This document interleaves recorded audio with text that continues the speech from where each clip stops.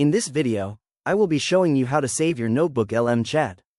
Let's get started. I begin on the NotebookLM homepage and click the Create New button to start a fresh project. As the notebook loads, a window appears asking me to add sources, so I'll click Upload Files and select a PDF overview from my computer to use as the foundation for our chat. Once the file is uploaded and visible in the Sources panel on the left, the system provides a brief overview of the document contents. I'm going to ask the AI what kind of creative content it can produce from my files by selecting one of the suggested prompts at the bottom.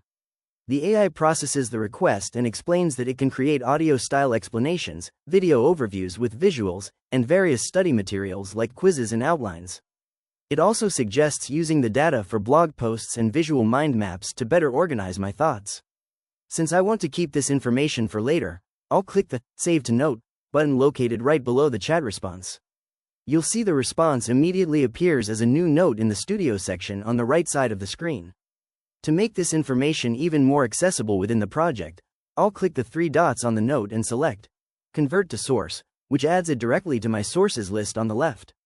Next, I'll show you how to export this chat outside of NotebookLM by clicking the three dots on the note again and selecting Export to Docs.